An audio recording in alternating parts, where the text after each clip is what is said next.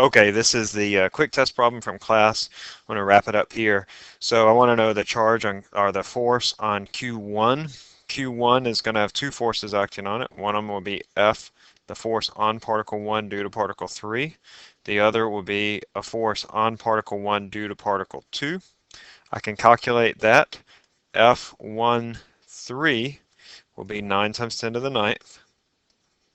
That's positive 9 times the two charges, Q1 and Q3. So it's 2 times 10 to the minus 6. Right, as 2e to the minus 6.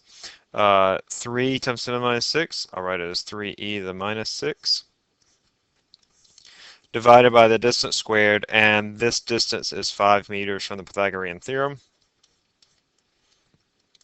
And when I calculate F13, I get 0.00216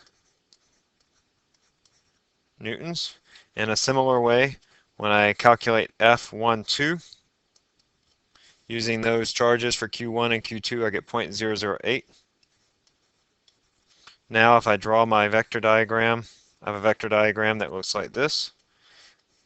I have 0.00216 newtons in that direction, and I have F13 in this direction. That's this should be, fix that. This is 0.008 newtons here. And then this is at F13, 0.00216 newtons. Now I need to know what is this angle.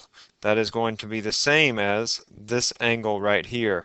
Well, if we know this angle, then the angle for F13 will just be 90 minus that. So I can find this angle because this is a 3, 4, 5 triangle, and so this angle must be 53 degrees. That means that the angle I'm looking for is 37 degrees.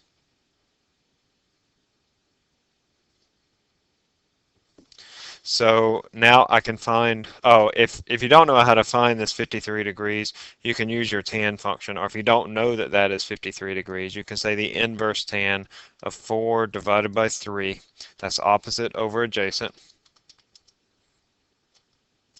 and that's equal to 53 degrees. And then to find this angle is 90 minus 53 because these comprise a 90-degree angle. Okay, so now I'm dealing with this vector diagram. I want to find the x and the y components of that force vector 0.00216. See, I'll just go ahead and draw another diagram where I'll label those x and y components. This is 0.008. This is going to be 0.00216 times the cosine of 37.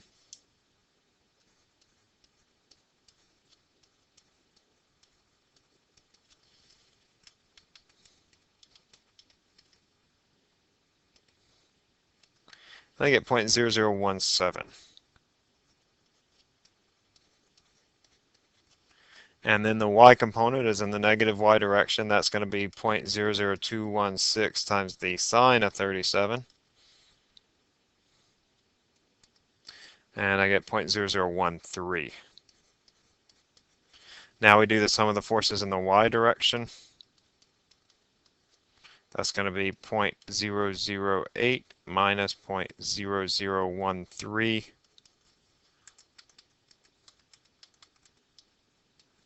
0.0067.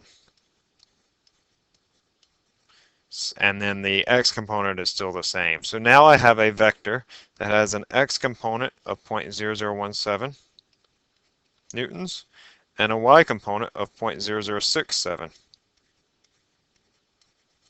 That force vector will be in the first quadrant.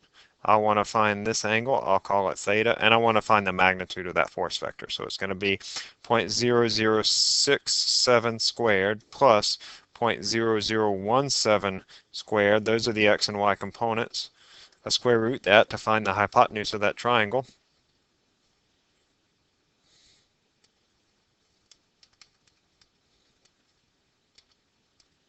And I get 0.007 newtons. And the angle, which I'll call theta here, will be the inverse tan of my opposite over my adjacent. That's my y component over the x component. 0.0067 over 0.0017.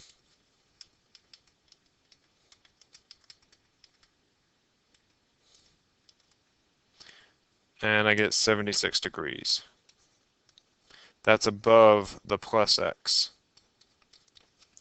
Okay, so now the second part of this problem asks, what is the x and y coordinates of a charge Q4 if it's plus 3 coulombs such that the net force on Q1 is 0? So let me erase some of this stuff. Erase all this.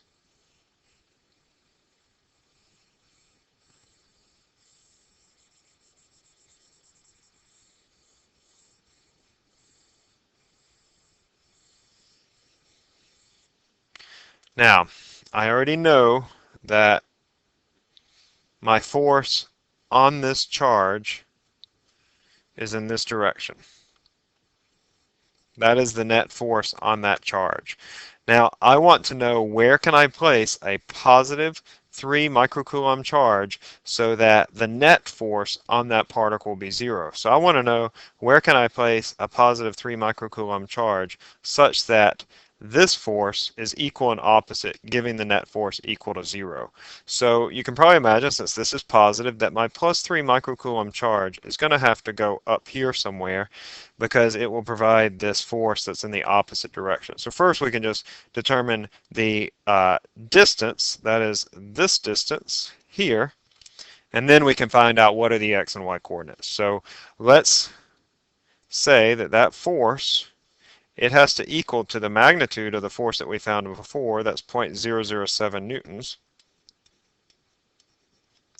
and that's going to equal to 9 times 10 to the ninth times 2 microcoulombs times 3 microcoulombs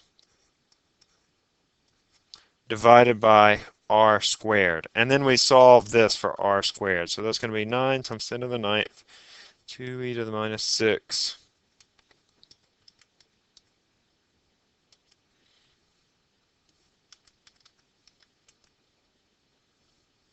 And I get 2.78 meters. So r should equal 2.78 meters. That is the distance between this charge and this charge in order to provide a force that is equal and opposite. Now, I'm really asking for what are the coordinates of this. So I need to find out what are the legs of this triangle in order to find the x and y coordinates. But that's not terribly difficult because I already know this angle. I know this angle, I've already found it. It was 76 degrees. So this is 76 degrees. And this is 2.78 meters. So now I want to know what is the x component of that. Well, that's going to be 2.78 cosine of 76, which is 0.68.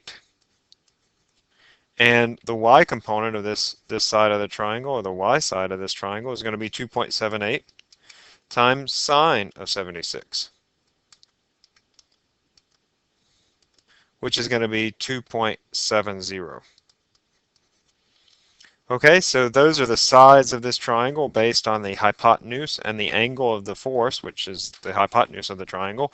Now, in order to find the coordinates, I just start at this point. I know that my coordinates are 0, 3.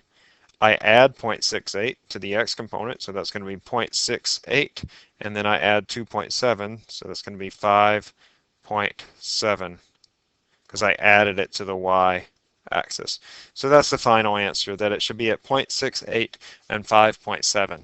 Nothing really new that we've done here, just doing trig and dealing with the vector sums and what have you. So, but this is a little bit different than what we have seen before, but it's just laid out a little bit differently.